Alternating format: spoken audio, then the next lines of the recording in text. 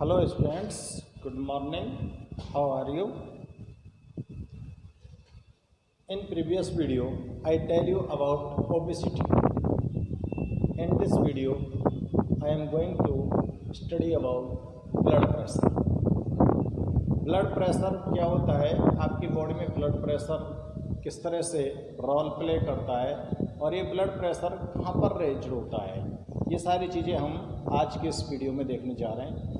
Blood pressure वो होता है कि आपका जो हार्ट होता है, आपका हार्ट जब ब्लड को पंप करता है, हार्ट जब ब्लड को पंप कर रहा है तो जो आर्टरीज होती हैं, उन आर्टरीज की वॉल्स के ऊपर एक प्रेशर पड़ता है। आर्टरीज की वॉल्स पर जो प्रेशर पड़ता है उसको ही हम क्या बोलते हैं, ब्लड प्रेशर बोलते हैं। यानी कि आपकी जो ब्लड आर्टरीज है वो एक प्रेशर एक्सर्ट करती हैं, वो ब्लड प्रेशर होता है। ब्लड प्रेशर जो एक नॉर्मल पर्सन का होता है वो कितना होता है, 120/80 mm एट मर्करी लेवल। एक सामान्य व्यक्ति का जो ब्लड प्रेशर होगा वो कितना होगा, 120/80 mm मर्करी लेवल पारे के दाब। ठीक है ना। ब्लड प्रेशर को 2 टाइप्स में डिवाइड कर सकते हैं, सिस्टोलिक एंड डायस्टोलिक। सिस्टोलिक जो ब्लड प्रेशर होता है वो क्या होता है, जब आपका हार्ट कॉन्ट्रैक्ट होता है, यानी कि ब्लड को पंप करने के हमारा हार्ट क्या करता है, कॉन्ट्रैक्ट करता है, कॉन्ट्रैक्ट होता है तो आर्टरीज के अंदर एक साथ जो ब्लड जाता है उसमें प्रेशर मोर होता है, अधिक प्रेशर होता है, तो वो सिस्टोलिक कहलाता है। तो 120 जो अपर नंबर है वो तो क्या है, सिस्टोलिक प्रेशर की है, और बाई 80 था ना, और जो 80 होता है वो डायस्टोलिक प्रेशर का होता है। उस टाइम पर क्या होता है, आपका हार्ट इस तरह से पंप हुआ और फिर रिलैक्स हुआ, तो रिलैक्स होने पर जो आर्टरी के अंदर प्रेशर रिमेन्स होता है वो क्या कहलाता है, डायस्टोलिक। तो सिस्टोलिक और डायस्टोलिक ब्लड प्रेशर की फॉर्म में हम इस बीपी को जानते हैं। ठीक है ना। तो अब हम नोट करते हैं कि ब्लड प्रेशर क्या होता है और ब्लड प्रेशर को आप कैसे नाप सकते हो, किसके द्वारा आप नाप सकते हो। ब्लड प्रेशर को मेजर करने के लिए जिस इक्विपमेंट का यूज़ किया जाता है उसे क्या बोलते हैं, स्फैग्नोमेनोमीटर। क्या बोलेंगे, स्फैग्नोमेनोमीटर।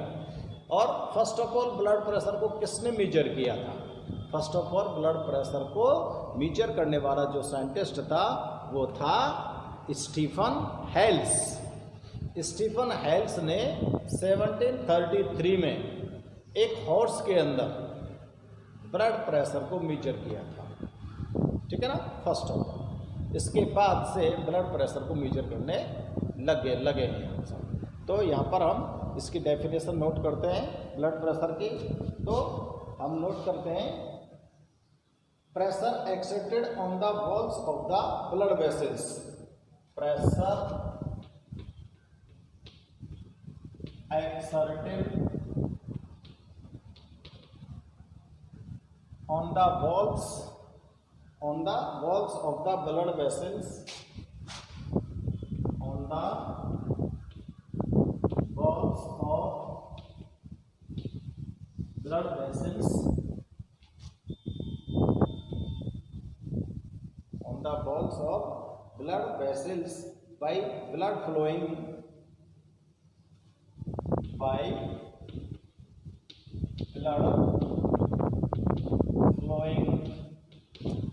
in it is called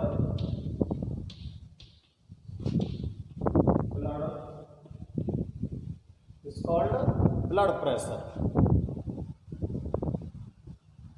ठीक है। जो ब्लड वेसल्स होती हैं, उन ब्लड वेसल्स की वॉल्स के ऊपर जो ब्लड के द्वारा प्रेशर एक्सर्टेड किया जाता है, यानी कि रक्त जिन ब्लड वेसल्स में फ्लो होता है, उन वेसल्स की जो दीवारें होती हैं, उन दीवारों पर जो फोर्स डाला जाता है ब्लड के द्वारा, वही क्या होता है, ब्लड प्रेशर होता है। उसको क्या बोलेंगे आप लोग, ब्लड प्रेशर बोलेंगे। ठीक है ना। अब किसी भी व्यक्ति के ब्लड प्रेशर को आप किस रूप में डिनोट कर सकते हो, देखो, blood pressure of a person is expressed, blood pressure of a person expressed, किस तरह से शो करते हैं एक सामान्य व्यक्ति के ब्लड प्रेशर को हम लोग एक्सप्रेस्ड इन सिस्टोलिक और diastolic, expressed in systolic and diastolic and diastolic.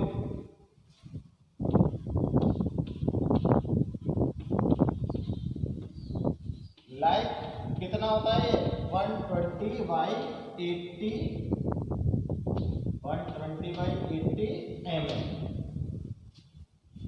120/80 mm at mercury level, mercury, क्योंकि जिससे आप बीपी को नापते हो ना उसके अंदर क्या भरा होता है, मरकरी भरा होता है, ठीक है ना। अब देखो ये वाला जो नंबर आपको दिया गया है 120/80, इसमें ऊपर वाला नंबर, ऊपर वाला नंबर कौन सा है 120 और नीचे वाला नंबर कौन सा है 80। ऊपर वाला नंबर तो क्या है सिस्टोलिक और नीचे वाला नंबर क्या है डायस्टोलिक, ठीक है ना। तो ये सिस्टोलिक और डायस्टोलिक क्या होता है इसको थोड़ा सा और हम डिफाइन कर देते हैं। तो लिखते हैं हम systolic is the above number that show, जो क्या दर्शाता है, that shows pressure of artery, that shows pressure of arteries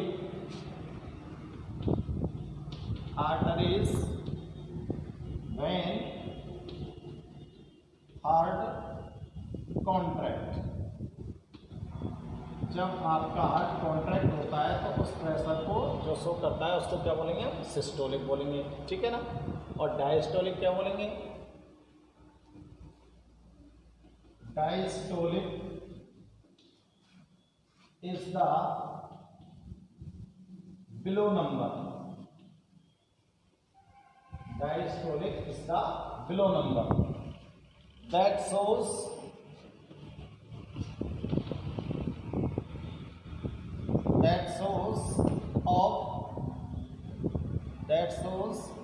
pressure of arteries when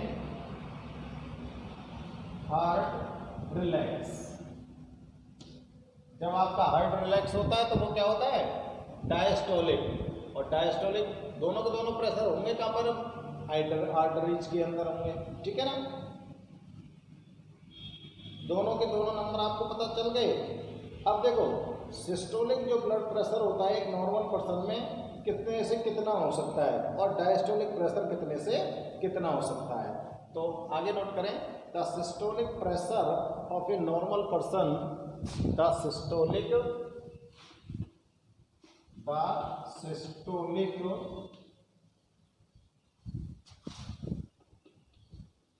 pressure of a normal person, एक नॉर्मल पर्सन में सिस्टोलिक जो ब्लड प्रेशर होता है वो कितना हो सकता है, इज बिटवीन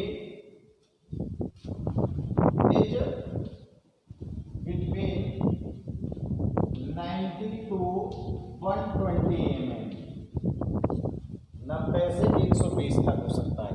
यानी कि आपका बीपी 120 से और 90 के बीच में यहाँ पर ऊपर के नंबर हो तो आपको कोई प्रॉब्लम नहीं होती, ठीक है ना, वहाँ तक आपका काम चल जाता है। mm मरकरी लेवल, ठीक है ना। और डायस्टोलिक जो प्रेशर होता है वो कितना होता है देखेंगे, and diastolic blood pressure is between, and diastolic pressure is between 80 mm और नीचे की जो नंबर होती है ये 60 से 80 के बीच में हो सकती है एक नॉर्मल व्यक्ति के अंतर्गत। ठीक है ना। अब बताओ ब्लड प्रेशर को मीजर करने वाला जो इक्विपमेंट है उसको क्या बोलेंगे? The equipment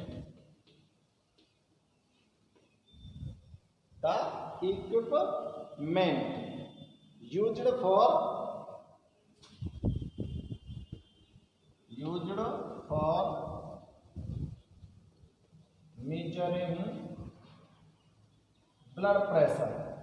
measuring blood pressure, क्या बोलेंगे उसको? is called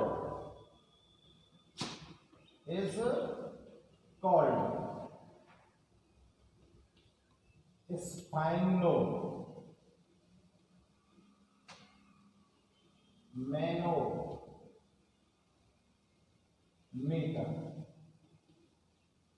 ये आप बीपी इंस्ट्रूमेंट जो होता है उसका नाम है, ये आपको ध्यान रखना है, मैनोमीटर।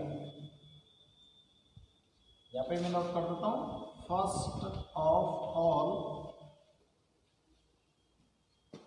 Stephen Hales. सबसे पहले कौन? स्टीफन हेल्स ने, first of all Stephen Hales measured the blood pressure in horse। सबसे पहले ब्लड प्रेशर को मेजर करने वाला साइंटिस्ट स्टीफन हेल्स, जिसने किस पे नापा था? घोड़े के अंदर। ठीक है ना। तो ये हो गया आपका ब्लड प्रेशर। प्रेशर क्या होगा? ब्लड प्रेशर जो होगा वो कहाँ पर एक्सर्टेड होगा? आर्टरीज के ऊपर। देखो, pressure exerted on the walls of blood vessels by blood flowing in it. जब ब्लड का फ्लो होता है तो उस टाइम पर ब्लड के द्वारा जो वेसल्स के ऊपर जो दबाव डाला जाता है उसको क्या बोलते हैं? ब्लड प्रेशर बोलते हैं। ब्लड प्रेशर को आप एक सामान्य व्यक्ति का जो ब्लड प्रेशर होता है उसको किस प्रकार से दर्शा सकते हैं? सिस्टोलिक और डायस्टोलिक। और सिस्टोलिक और डायस्टोलिक जो ब्लड प्रेशर होता है वो कितना होता है सामान्य व्यक्ति का? 120/80 mm mercury level.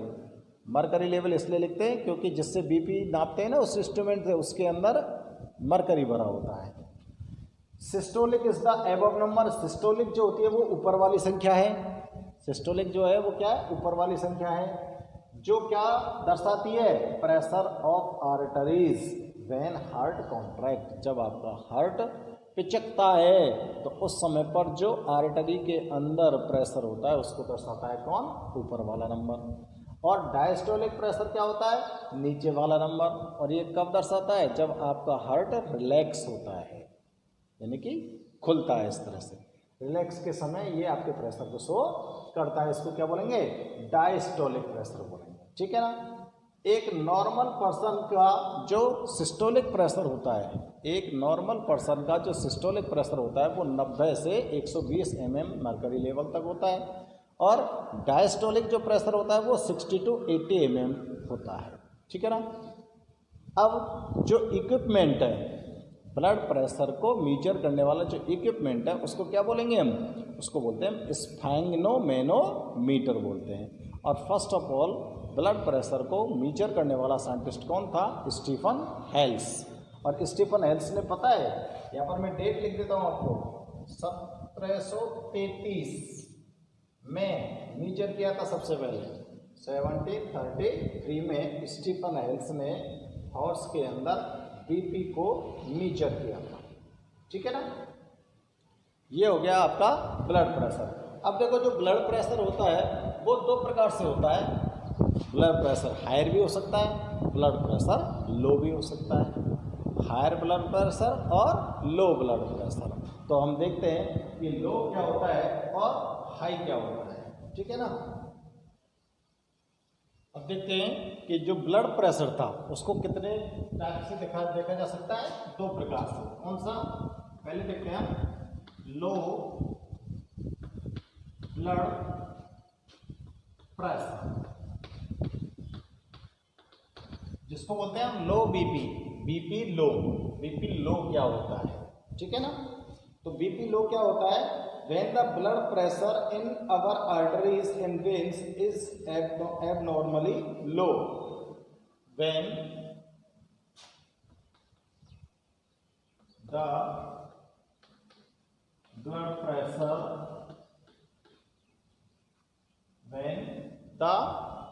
pressure in our arteries and veins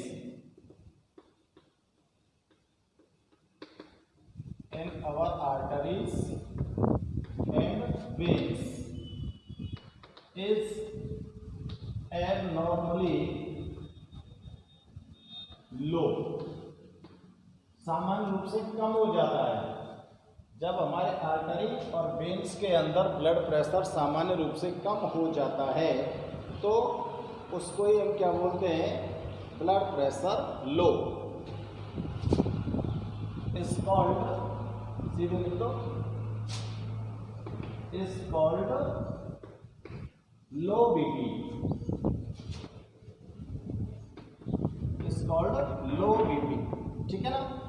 अब ये जो लो बीपी होता है इसमें क्या खतरनाक बात हो सकती है। When the BP is extremely low, when the BP is extremely, जब ये ब्लड प्रेशर जो होता है ये कम हो जाता है, extremely low, then the oxygen and nourishment, then the oxygen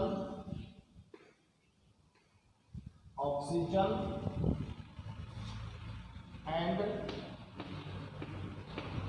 nourishment, यानी कि ऑक्सीजन और पोषक पदार्थ जो होते हैं, ऑक्सीजन और जो पोषक पदार्थ होते हैं वो आपके जो इम्पोर्टेंट ऑर्गन्स हैं वहाँ तक नहीं पहुँच पाते हैं। नॉरिशिंग फूड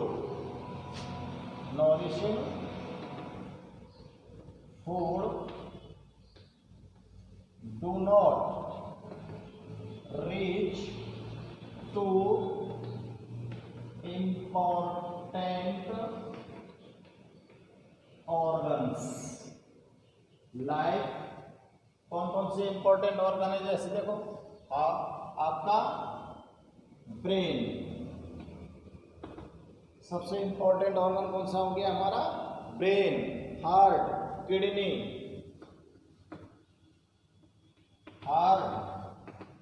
किडनीज, इनके लिए इनफ अमाउंट में ना तो ऑक्सीजन मिलती है और ना ही क्या मिलता है, न्यूरिशमेंट मिलता है। तो ये जो ऑर्गन्स है ये अपना काम करना बंद कर देते हैं। ये ऑर्गन्स क्या करेंगे, दस these organs stops working properly, दस दीज ऑर्गन्स, तो ये जो अंग हैं कौन कौन से, हार्ट, ब्रेन और kidney, these organs stops working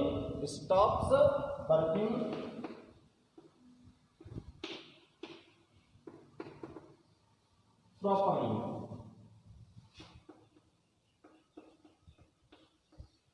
and can damage, और ये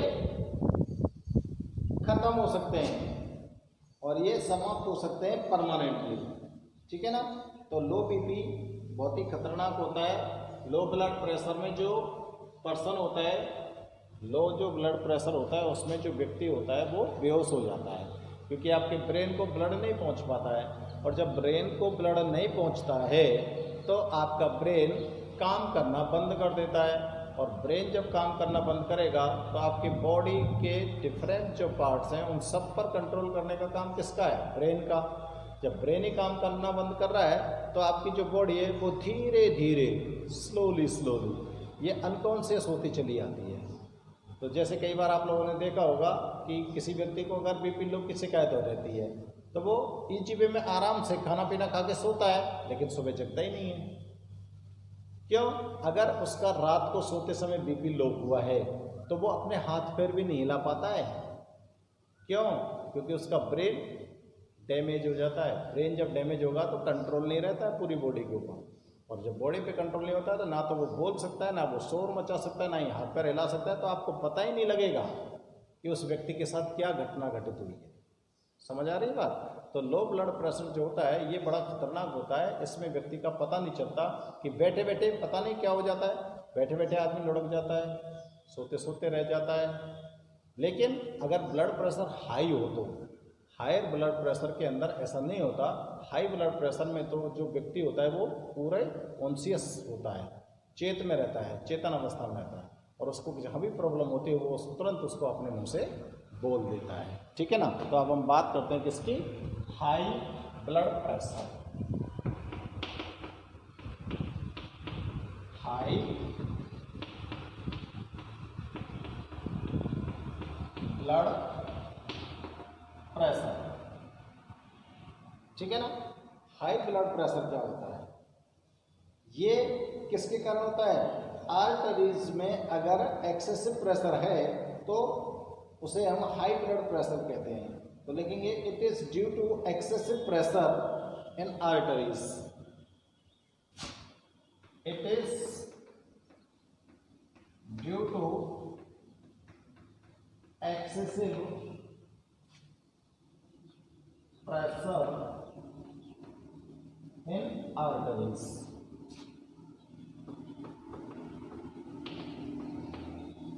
ये आर्टरीज में जो अधिक मात्रा में प्रेशर हो जाता है उसको क्या बोलते हैं? High blood pressure. और ये कैसी स्थिति में होता है? इसका कारण क्या होता है हाई ब्लड प्रेशर का? क्रोध, चिंता, कंफ्यूजन, ज़्यादा खाना खा लिया है, या फिर ईर्ष्या करना या कोई भ्रम हो जाना, ऐसी स्थिति में ये प्रॉब्लम खड़ी हो सकती है। ठीक है ना? It is caused bye anxiety. इसके कारण लिख देते हैं it is caused bye anxiety. Anxiety का मतलब क्या होता है? एंजाइटी का मतलब होता है चिंता।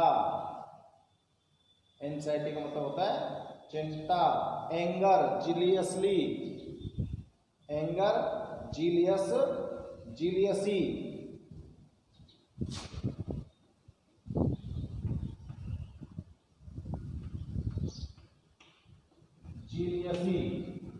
ईर्ष्या, भय, क्रोध और कंफ्यूजन।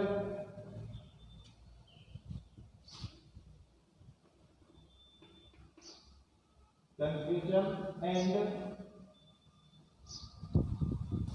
eating more food। अधिक ऐसा खाना खा लेते हो जिसमें क्या होता है? जिसके अंदर that contain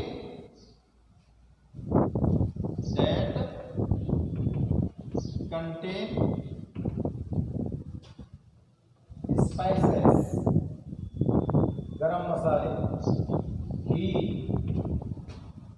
ऑयल, तेलीय, घी, मसालेदार कोई खाना खा लिया आपने, या फिर सिगरेट, एल्कोहल आदि का आप उपयोग करते हो। ठीक है? सिगरेट, एल्कोहल,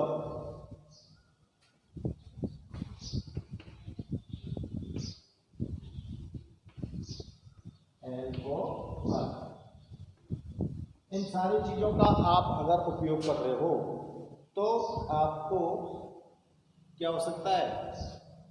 आपको हो सकता है भाई साहब हाई बीपी। क्या हो सकता है? हाई ब्लड प्रेशर हो सकता है। अब देखो हाई ब्लड प्रेशर का ये कारण आपने लिख लिया, और कारण लिखने के बाद हमको क्या ध्यान रखना चाहिए, अगर किसी पेशेंट को इस तरह की परेशानियां हो रही हैं, ठीक है ना, एक सबसे बड़ी बात जो होती है वो क्या होती है,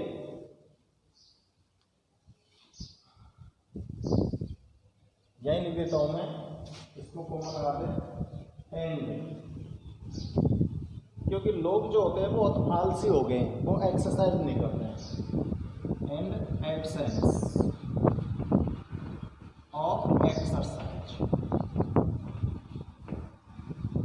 यानी कि आप बिल्कुल भी एक्सरसाइज नहीं करते हो, तो ऐसी स्थिति में आपका ब्लड प्रेशर कैसा हो जाता है, हाई हो जाता है। अगर इस तरह के पेशेंट हैं तो उन लोगों को क्या करना चाहिए, इस तरह के पेशेंटों को पोटेशियम युक्त खाना खाना चाहिए। क्या खाना चाहिए, पोटेशियम युक्त खाना खाना चाहिए। तो such patient should eat food, such patient should eat food containing potassium, जिसमें पोटेशियम होता है ना, ऐसे भोजन को ज्यादा खाना चाहिए ऐसे लोगों को, ठीक है ना। और ऐसे भोजन को नहीं खाना चाहिए जो पैकिंग वाले हों, ठीक है ना। पोटेशियम, और आपके खाने के अंदर कैल्शियम और मैग्नीशियम कैसा होना चाहिए, and calcium and magnesium should be balanced, ये बैलेंस होना चाहिए आपके खाने के अंदर, बीपी वाले पेशेंट के लिए, ठीक है ना, शुड बी बैलेंस। और आपको क्या करना चाहिए, आपको भाई साहब वॉकिंग करनी चाहिए, एक्सरसाइज करनी चाहिए, योगा करनी चाहिए,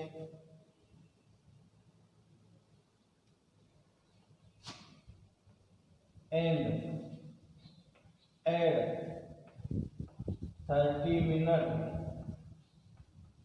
walking exercise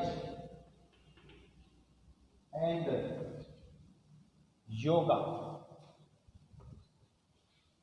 in daily life, दैनिक जीवन, यानी कि रोजाना आपको कम से कम 30 मिनट तक घूमना है, एक्सरसाइज करनी है और योगा करनी है।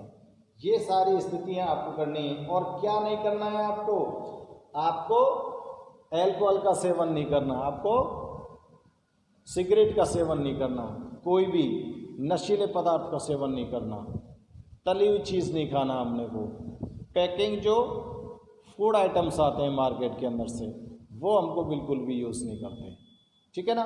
तो ये ब्लड प्रेशर जो होता है एक नॉर्मल व्यक्ति के अंदर, वो किस किस की कैसी कैसी प्रॉब्लम्स आपके अंदर कर सकता है। तो एक तो होता है लो ब्लड प्रेशर और एक होता है हाई ब्लड प्रेशर, ठीक है ना। लो ब्लड प्रेशर की कंडीशन आपने यहाँ पर नोट की है और हाई ब्लड प्रेशर की कंडीशन आपने यहाँ पर नोट की है। तो दोनों को आप फटाफट से नोट कीजिए।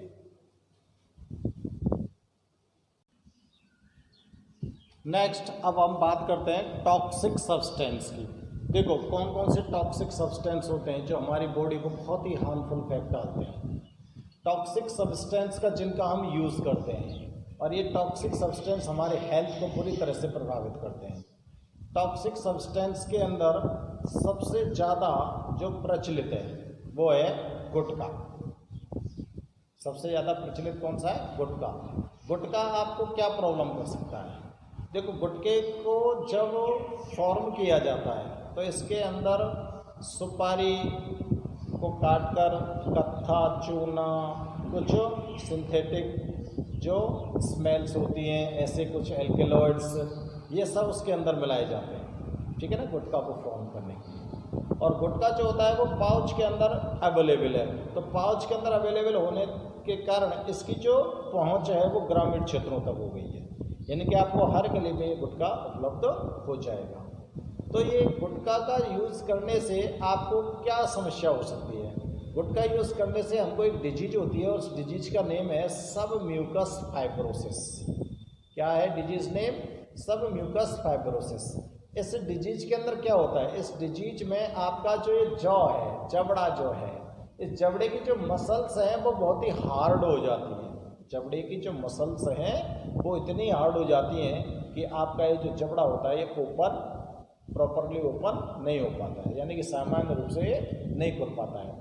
और कई बार तो कुछ लोगों की ऐसी स्थिति आ जाती है कि उनका मुंह बिल्कुल थोड़ा सा खुलता है, वो इजी वे में खाना भी नहीं खा सकते। ठीक है ना? तो और इस गुटखे के अंदर कुछ कार्सिनोजन सब्सटेंस भी मिक्स किए जाते हैं। कार्सिनोजन सब्सटेंस जो होते हैं वो कैंसर का कारण बनते हैं।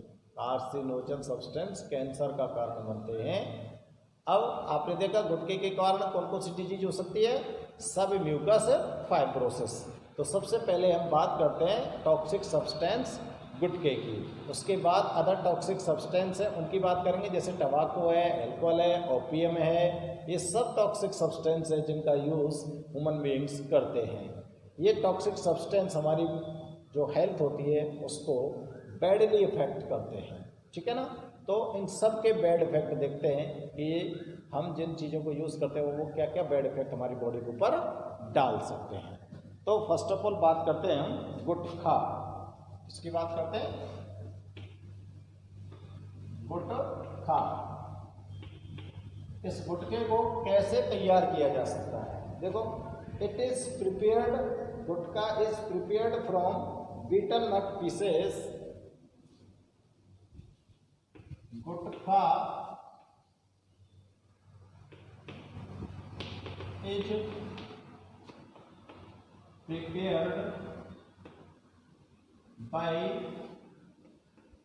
betel nut pieces,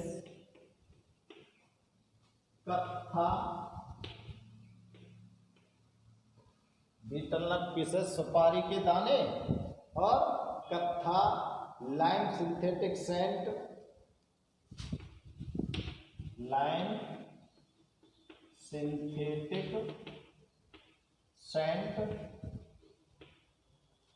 lime synthetic scent and thin metal seeds, and thin metal seeds.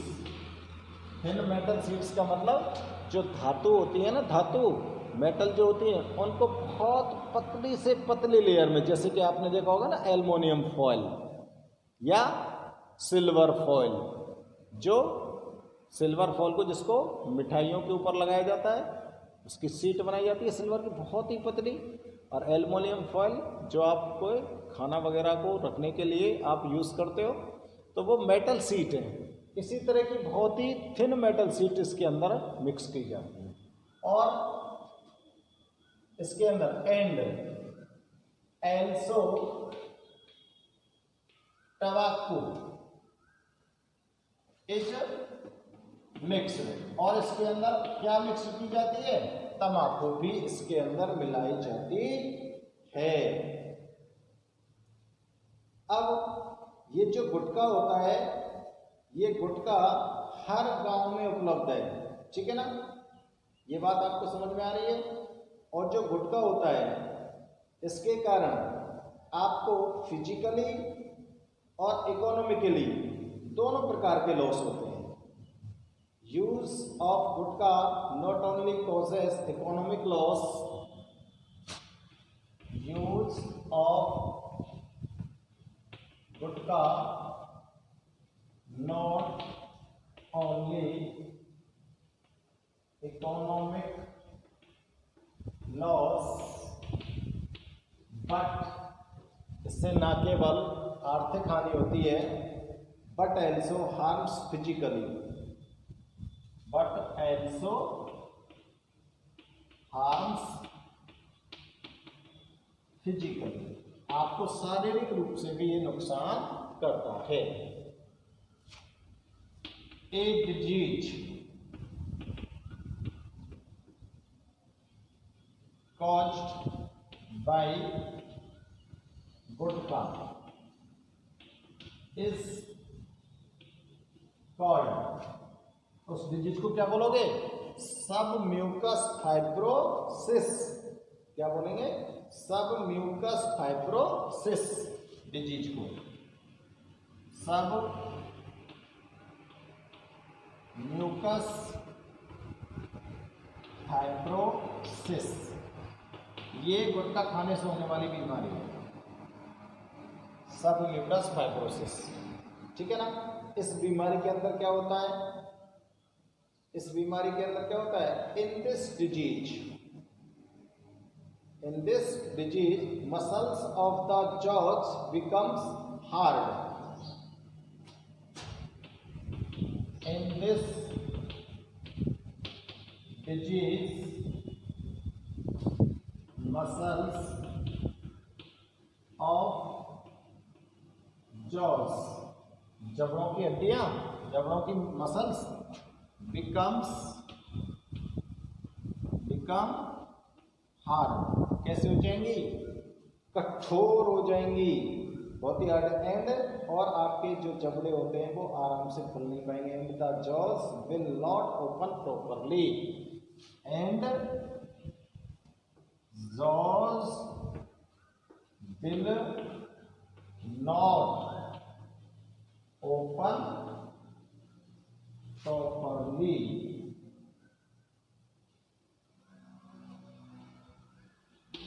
सामान्य रूप से आपके जो जबड़े हैं वो खुल नहीं पाएंगे, सामान्य रूप से आपके जबड़े नहीं खुल पाएंगे। तो आप खाना कैसे खाओगे? जब आपका मुंह ही नहीं खुलेगा तो खाना कैसे खाएंगे हम? तो आपका मुंह जो होता है वो बिल्कुल थोड़ा सा खुलता है, बड़ी मुश्किल से उसमें से खाने का निकाला जाता है। और जो गुटखा होता है इसके अंदर और क्या होता है? गुटखा also contain carcinogen substances। इसके अंदर कुछ कैंसर उत्पन्न करने वाली चीजें भी मिली होती हैं, कार्सिनोजन सब्सटेंसेस। ठीक है? ये गुटखा क्या नुकसान है भाई साहब आपको? गुटखा किस किस से तैयार होता है? बीटल नट की सुपारी के टुकड़े, कत्था, लाइम सिंथेटिक सैंड, चूना, कत्था जो और खुशबू होती है उसके अंदर, एंड थिन मेटल सीड, और उसके अंदर पतली पतली मेटल्स काट के मिलाई जाती हैं। एल्सो तंबाकू इज मिक्सड, और इसके अंदर तंबाकू भी मिलाई जाती है। इसका उपयोग करने पर गुटखा, इसका जो उपयोग करते हैं तो आपको इकोनॉमिक हानि तो करता ही है, लेकिन साथ में आपको और क्या कर सकता है? फिजिकली हानि भी कर सकता है। And also harms, HRMS, harms physically. और इसके द्वारा एक डिजीज होती है जिसका नाम क्या है? सब म्यूकस फाइब्रोसिस। और इस डिजीज के अंदर क्या होता है? आपकी जो जबड़े की मसल्स होती हैं वो कठोर हो जाती है, जिससे आपके जबड़े ठीक प्रकार से नहीं खुल पाते हैं। और इस गुटखा के अंदर कुछ कार्सिनोजन सब्सटेंस भी प्रेजेंट होते हैं। तो ये गुटखा से होने वाले नुकसान और गुटखा कैसे तैयार हुआ, ये सारी चीज़ें आपको यहाँ पर समझाई गई हैं। इस चीज़ को आपको अच्छी तरह से ध्यान रखना है कि व्हाट इज़ द सब mucus fibrosis and which disease is caused by chewing gutkha. Gutkha चबाने से कौन सा रोग होता है? सब म्यूकस फाइब्रोसिस। और इस डिजीज के अंदर क्या होता है? जबड़े की जो मसल्स हैं वो हार्ड हो जाती हैं और आप प्रॉपर वे में अपना जबड़ा खुल नहीं पाता है। ये आपको मेनली रूप से ध्यान रखना है गुटखे के अंदर। ठीक है ना? नेक्स्ट जो हमारा टॉक्सिक सब्सटेंस है वो क्या है? तंबाकू। देखो तंबाकू क्या होती है, और ये जो तंबाकू होती है ये आपको कहाँ से मिलती है और इसके अंदर कौन सा खतरनाक एल्केलॉइड प्रेजेंट होता है, इसकी फैमिली का नाम क्या है, और तंबाकू को प्लांट के किस पार्ट से हम ऑब्टेन करते हैं, और ये आपकी बॉडी पर किस प्रकार से हार्मफुल इफेक्ट डालती है, ये चीज़ें हम तंबाकू के बारे में देखते हैं। तो देखो तंबाकू जो होता है इसका जो साइंटिफिक नेम होता है, तंबाकू का जो साइंटिफिक नेम होता है या बॉटनिकल जो नेम होता है वो क्या होता है? Nicotiana tobacco. इसका बॉटनिकल नेम क्या होता है? निकोटिएना टोबेकम। और इसकी जो फैमिली होती है, इसकी फैमिली का नाम है सोलेनेसी। फैमिली का नेम क्या है? सोलेनेसी। और तंबाकू जो होता है, ये तंबाकू प्लांट की जो लीव्स होती हैं उनसे ऑब्टेन किया जाता है। पौधे की जो पत्तियां होती हैं उनसे क्या किया जाता है? ये ऑब्टेन किया जाता है। और इस प्लांट की जो लीव्स है, इनमें 1 to 8% एक टॉक्सिक सब्सटेंस प्रेजेंट होता है। 1 से 8% तक एक टॉक्सिक सब्सटेंस प्रेजेंट होता है, जिसको बोलते हैं हम निकोटीन। तो तंबाकू के अंदर कौन सा एल्केलॉइड प्रेजेंट है? निकोटीन। ठीक है ना? और ये आपकी बॉडी को बैडली इफेक्ट करता है। तो हमें 3-4 चीज़ें ध्यान रखनी है। इसका botanical name Nicotiana tabacum, family name Solanaceae, alkaloid कौन सा है? निकोटीन। और ये कहाँ से ऑब्टेन होता है? प्लांट लीफ से होता है। ठीक है ना? प्लांट लीफ में 1 to 8% निकोटीन प्रेजेंट होता है। तो ये चीज़ें हमको यहाँ पर नोट करनी है। तो लिखेंगे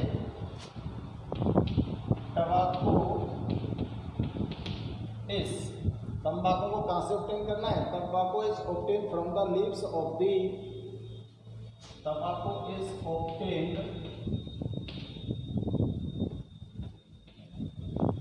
from the leaves of plant। पौधे की पत्तियों से प्राप्त किया जाता है। और पौधे का नाम क्या है? निकोटिना टोबेकम। निकोटिना टोबेकम, ये इसका बॉटनिकल नेम है। इसका बॉटनिकल नेम कह सकते हो, साइंटिफिक नेम कह सकते हो तंबाकू का, निकोटिना टोबेकम। ठीक है ना? अब ये कौन सी फैमिली से बिलोंग करता है?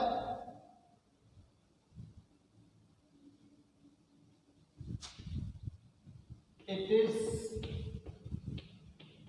Belongs to a family Solanaceae. इसकी फैमिली का नाम सोलेनेसी। ठीक है?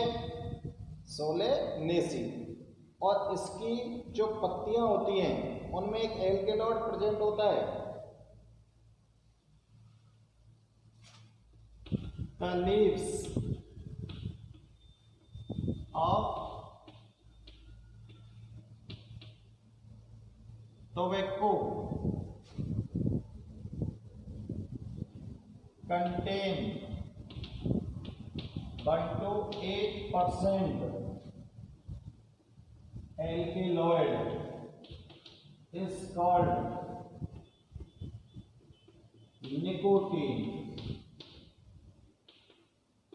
कौन सा एल्केलॉइड प्रेजेंट है? निकोटीन। देखो, जो भी मैंने अंडरलाइन किया है वो आपको बहुत ही ठीक प्रकार से ध्यान रखना है। ठीक है ना? अब जो तंबाकू होती है, इसको मेनी वेज में आप लोग यूज कर सकते हो। ठीक है ना?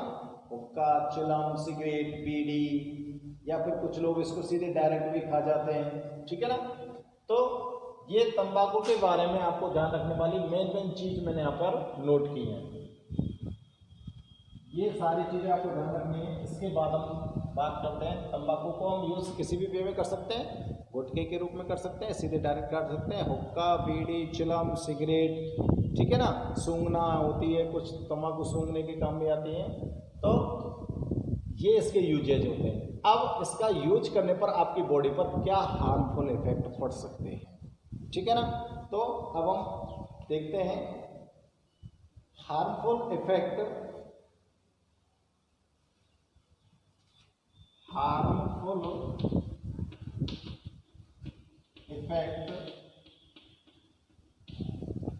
To uses of tobacco. तंबाकू को यूज करने पर उसके क्या हार्मफुल इफेक्ट हो सकते हैं हमारी बॉडी पर। ठीक है ना? तो आपके शरीर पर तंबाकू उपयोग के क्या दुष्प्रभाव पड़ते हैं, ये प्रश्न हो सकता है। समझ में आ रहा है ना? Harmful effect of tobacco. अब देखो क्या हार्मफुल इफेक्ट हो सकता है। पहला इसका इफेक्ट है कि अगर आप तंबाकू का उपयोग कर रहे हो तो आप चांसेस है आपके मुंह, गला, जीभ इसका कैंसर हो सकता है। तो chances of mouth, tongue, throat cancer, chances of mouth, tongue and throat cancer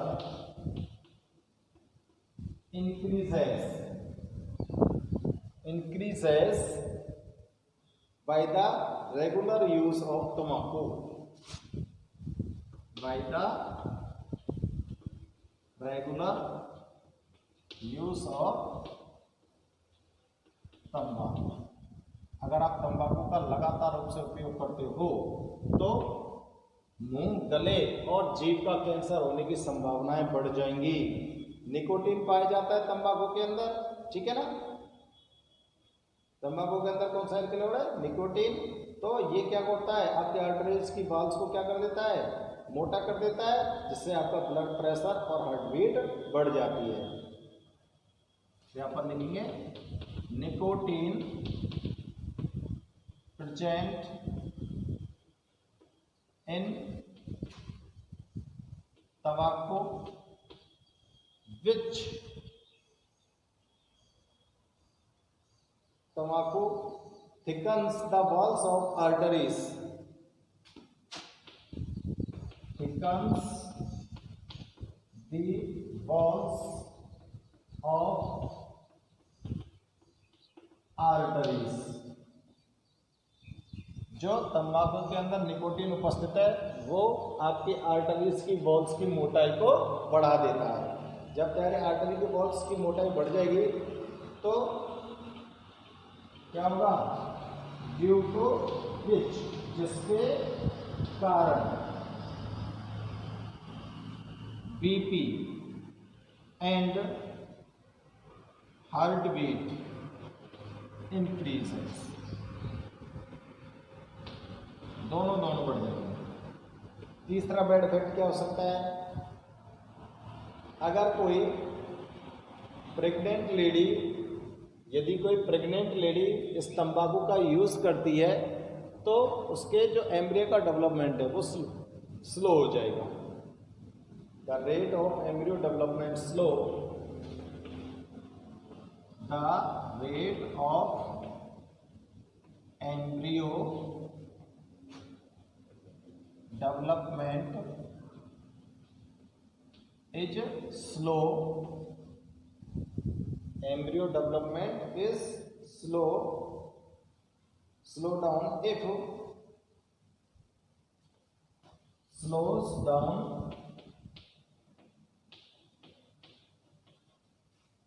if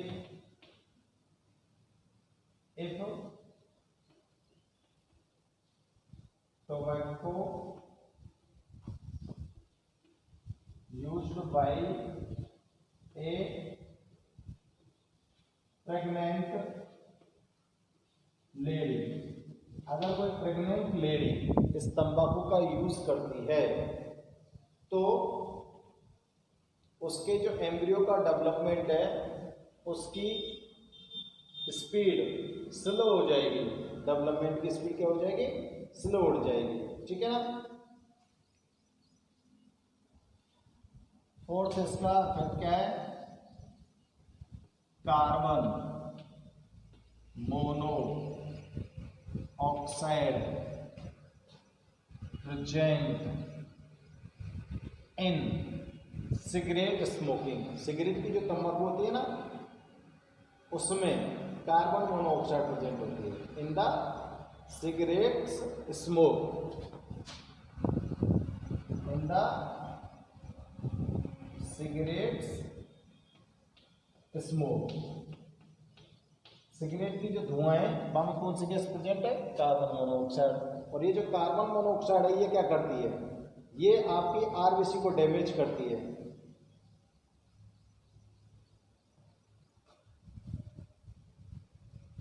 it damage RBC. ये CO गैस क्या करती है, आरबीसी को क्या करती है, डैमेज करती है, ठीक है ना।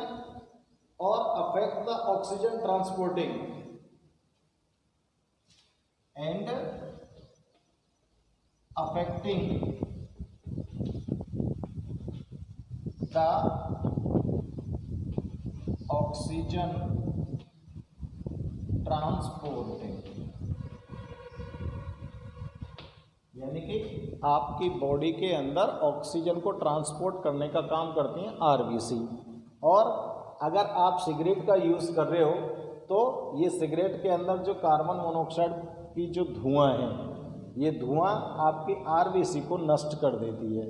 अब जब आरबीसी नष्ट हो जाएंगी तो आरबीसी ऑक्सीजन को ले जाने का काम करती है, तो ऑक्सीजन का जो ट्रांसपोर्ट होता है वो कम हो जाएगा। ऑक्सीजन का ट्रांसपोर्ट क्या हो जाएगा, कम हो जाएगा।